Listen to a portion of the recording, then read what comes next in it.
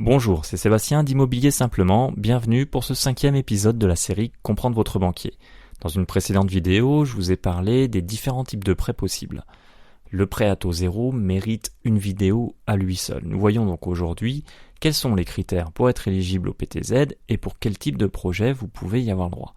Car oui, vous allez le voir, le prêt à taux zéro a certaines subtilités que votre banquier ne connaît peut-être même pas lui-même. Regardez bien toute la vidéo, je vous parle aussi des pièges du prêt à taux zéro.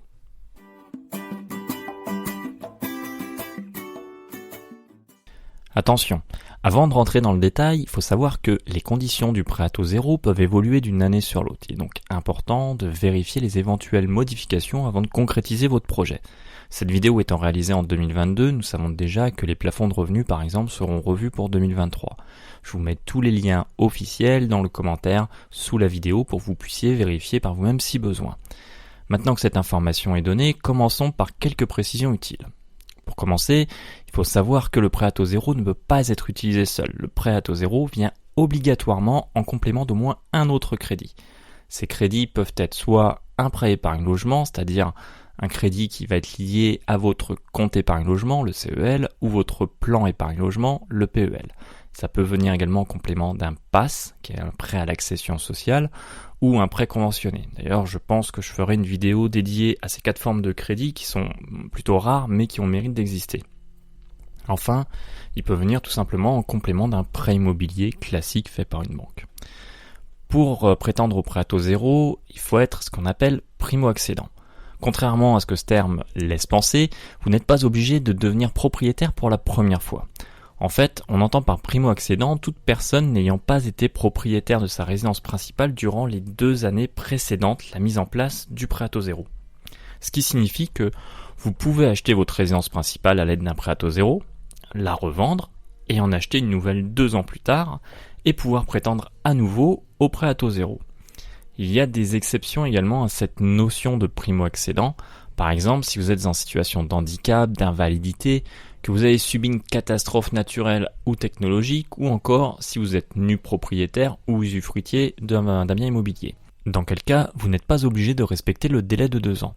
Enfin, vous pouvez très bien être propriétaire de votre résidence principale ou même de biens immobiliers que vous mettez en location et être considéré comme primo-accédant. Pour qu'un logement soit considéré comme votre résidence principale, vous devez l'occuper au moins 8 mois par an, et non 6 comme c'était le cas auparavant. Mais si vous occupez votre logement moins de 8 mois par an, il peut quand même être considéré comme votre résidence principale si vous êtes dans un des cas suivants. Le premier cas est le cas de force majeure qui correspond à un événement exceptionnel, imprévisible et irrésistible justifiant de s'exonérer d'une obligation, d'un engagement ou d'une responsabilité. Le deuxième point, c'est pour des raisons de santé. Le troisième point correspond à des obligations liées aux activités professionnelles, par exemple quand vous avez des déplacements réguliers ou que vous avez un logement de fonction. Et enfin, le 4e et dernier point, lorsque vous avez votre logement qui est mis en location dans l'attente de votre départ à la retraite. On y reviendra d'ailleurs un petit peu plus tard. Le PTZ peut être accordé pour financer certains types d'opérations.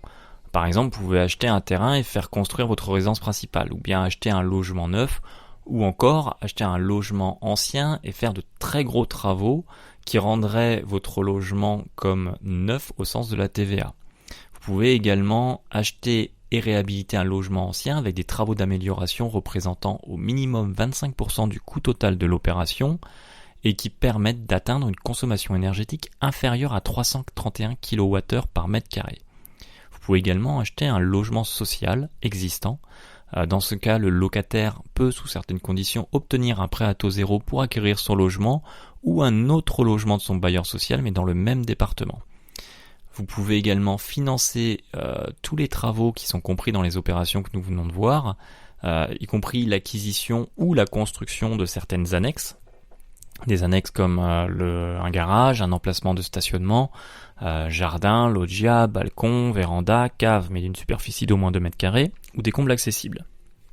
Et il y a enfin un dernier type d'opération qui est à mon sens très intéressant, c'est la transformation d'un local, comme un bureau, une grange, un garage par exemple, pour le transformer en logement, pour en faire votre résidence principale, ce type d'opération peut être éligible au prêt à taux zéro et ça a à mon sens un grand intérêt dans la mesure où l'achat de ce type de local initialement est très peu onéreux.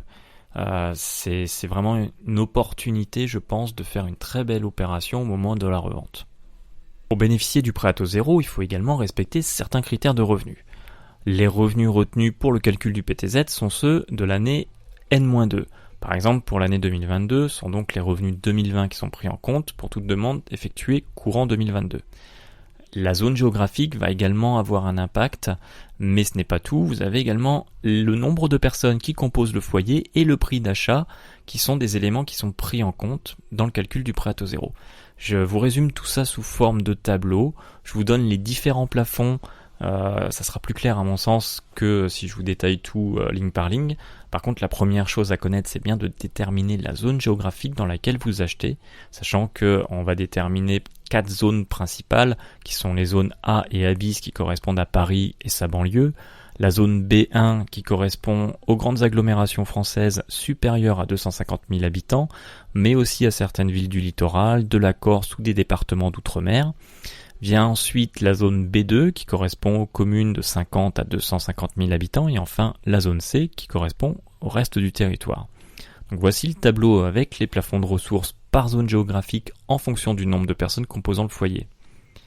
Vous voyez que les montants sont très variables en fonction de la zone et du nombre de personnes qui occupent le logement. Le montant des revenus indiqués dans le tableau correspond au revenu fiscal de l'ensemble des personnes destinées à occuper le logement au titre de la résidence principale. Je vous rappelle que ce sont les revenus de l'année N-2 qui sont pris en compte.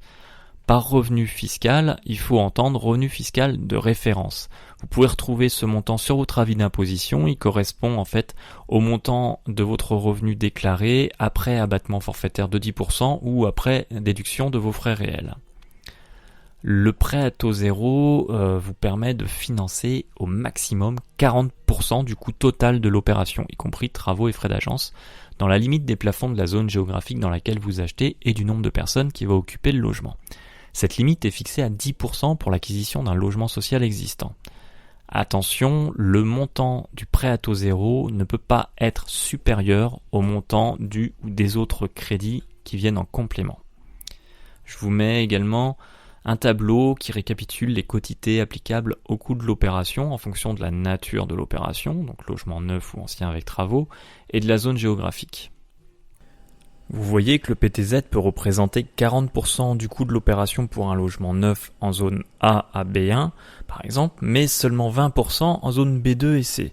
Prenons un exemple pour illustrer ce que nous venons de voir. Par exemple, pour l'achat d'un bien neuf de 200 000 € par un couple en zone B2, le montant de l'opération pris en compte pour le calcul du PTZ est plafonné à 154 000 €. Le montant du prêt à taux zéro, quant à lui, est plafonné à 20% du coût total de l'opération dans la limite du plafond de 154 000 €. Le montant maximum du PTZ est donc de 154 000 € fois 20%, soit 30 800 €. Enfin, la durée totale peut aller de 20 à 25 ans selon les cas et comprend 2 périodes. La première période, c'est la période de différé pendant laquelle vous ne remboursez pas le prêt à taux zéro. Cette période de différé dépend de vos revenus et peut-être de 5, 10 ou 15 ans. Vient ensuite la période de remboursement du prêt qui suit la période de différé et qui varie entre 10 et 15 ans. À savoir que plus vos revenus sont élevés et plus la durée du prêt est courte. Pour connaître le montant auquel vous pouvez prétendre, je vous mets le lien dans la calculette du site du gouvernement dans les commentaires sous la vidéo. Vous pouvez l'utiliser pour savoir à combien vous avez le droit, sur quelle durée, quelle sera la durée du différé de remboursement et quelle est la mensualité hors assurance qui correspond. Il y a des choses importantes à savoir et qui sont d'ailleurs valables aujourd'hui avec la réglementation en vigueur mais qui peuvent évoluer avec le temps. Elles ont d'ailleurs été différentes par le passé. La première de ces choses et qui pour moi est vraiment importante, c'est que si vous vendez votre logement que vous avez acheté avec un prêt à taux zéro et que vous faites l'acquisition d'une nouvelle résidence principale, vous avez la possibilité de transférer votre prêt à taux zéro sur la nouvelle acquisition dans la limite du montant du capital restant dû qui reste à payer sur le prêt en cours, sachant que si au cours des 6 années suivantes, la date de versement du prêt, le transfert ne peut se faire que sur une opération qui est également éligible au prêt à taux zéro, c'est-à-dire achat dans le neuf ou achat dans l'ancien avec 25% de travaux minimum pour des mises en conformité énergétique. comme on l'a vu un petit peu plus tôt.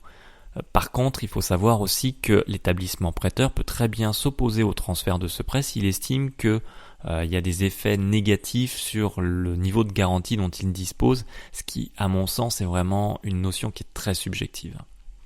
La deuxième chose à savoir et qui est très importante également, c'est qu'après avoir souscrit un prêt à taux zéro, vous avez la possibilité de mettre en location le logement dans les 6 années qui suivent la date de versement du prêt. Et pour ça, vous devez respecter 2 conditions.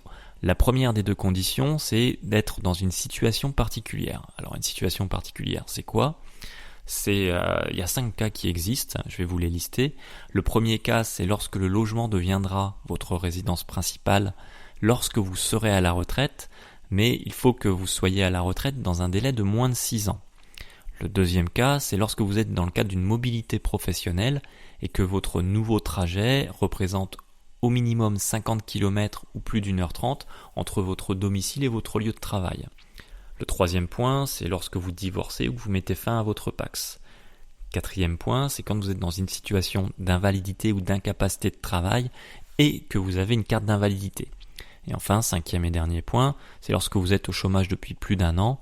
Dans ce cas, il vous faudra une attestation de Pôle emploi justifiant que vous êtes au chômage depuis plus d'1 an pour pouvoir mettre votre bien en location. La deuxième règle à respecter, ce sont des règles par rapport au choix du locataire et à la destination du bien. Donc il y a des règles très spécifiques à respecter pour la mise en location. La première, c'est que vous ne pourrez louer votre logement que sur une durée maximum de 6 ans.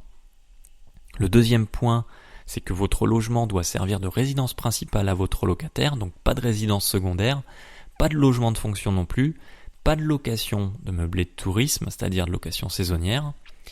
Autre point important, c'est que le loyer ne peut pas dépasser le plafond d'un loyer d'un logement social et les ressources du locataire à la signature du bail ne doivent pas dépasser les plafonds des ressources pour obtenir un logement social.